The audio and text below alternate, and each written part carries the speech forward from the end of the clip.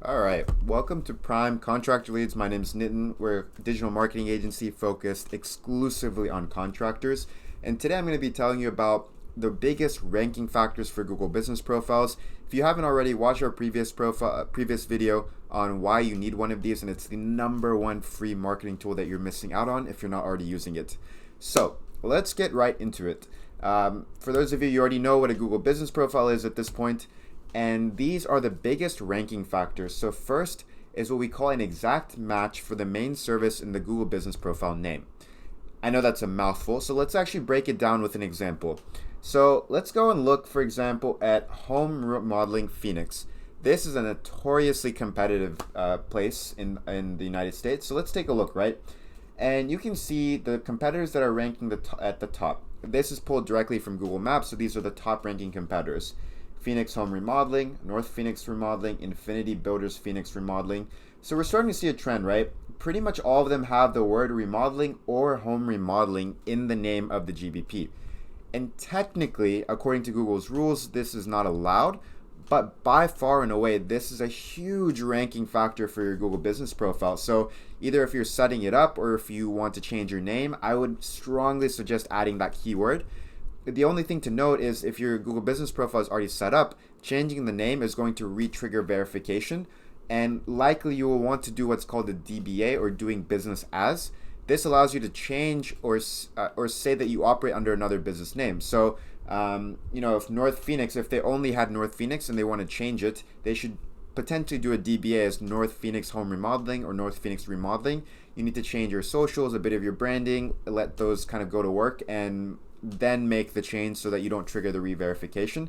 Potentially I'll make another video on that, but you can start to see a theme.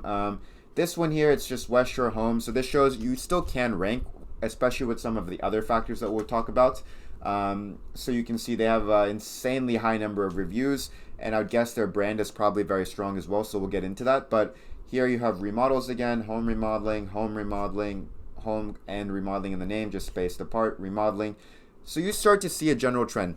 The word remodeling in your name is going to be super, super strong for you to rank when that's your main service. So if you're a roofer, I would make sure you include that.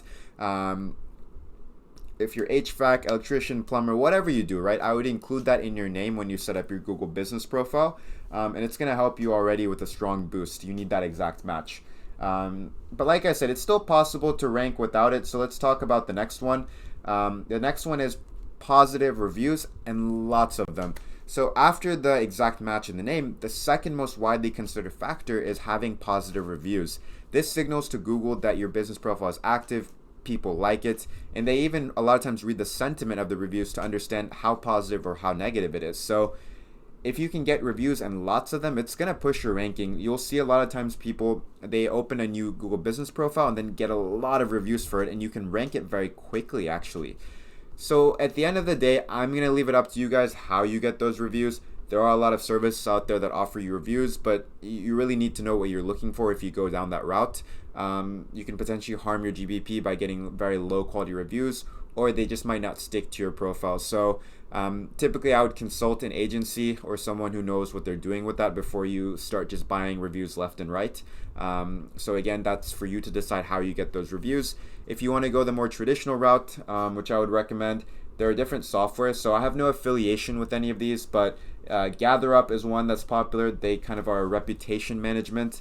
So typically they can help you gather more reviews, potentially manage the sentiment. Typically what they also do is they give a link to your customers, and if it's a negative review, they're going to avoid posting it to your profile, so that they might have some steps in between. So this is one company that you guys can investigate. It's quite cheap. I think the pricing, it's about the cheapest one, it starts about $100 a month, and if you have multiple locations, even cheaper, so not bad. If you are more tech savvy, there's stuff like High Level. So this is more at an agency level, so something like we would do.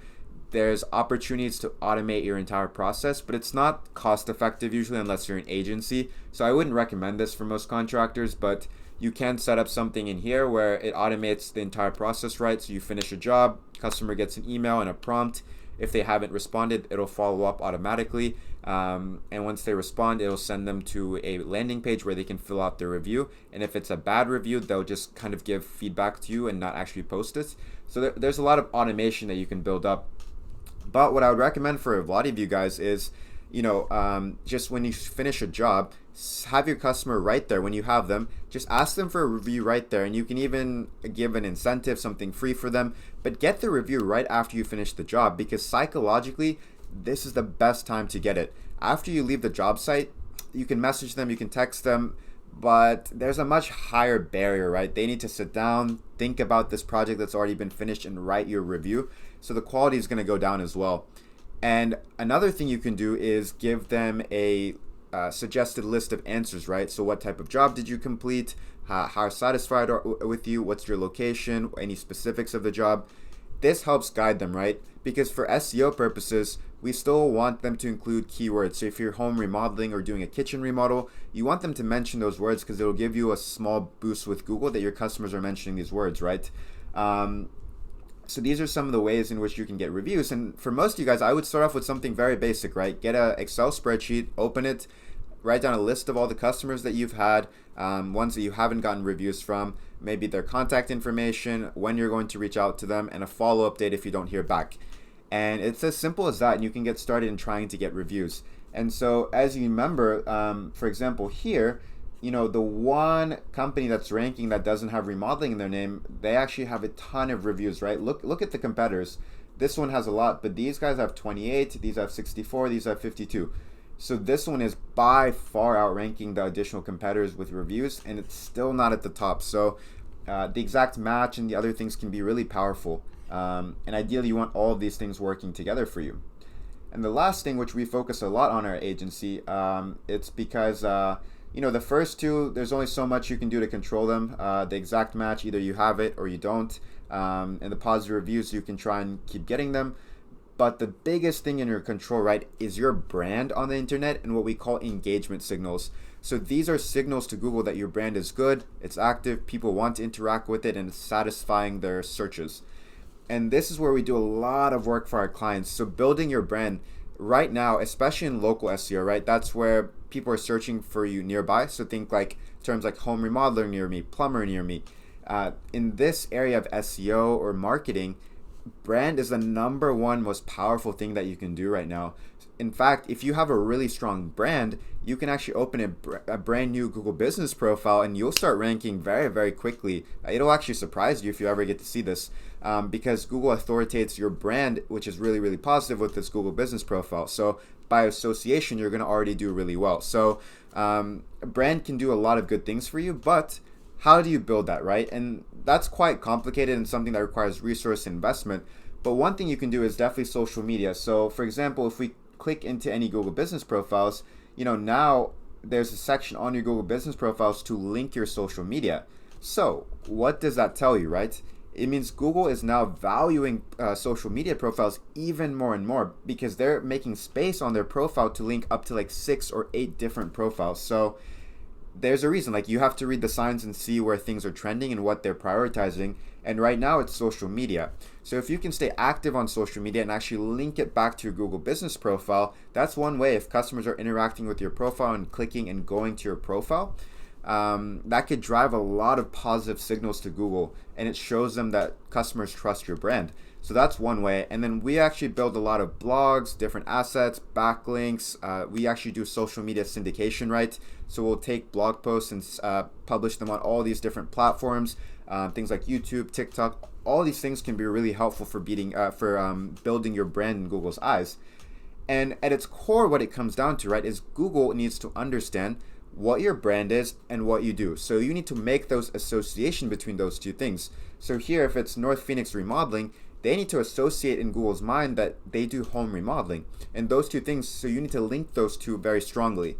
And the way you do that is your branding is one thing, right? So on a lot of the images that we make for clients, we have home remodeling on there, we have their brand, we have their address.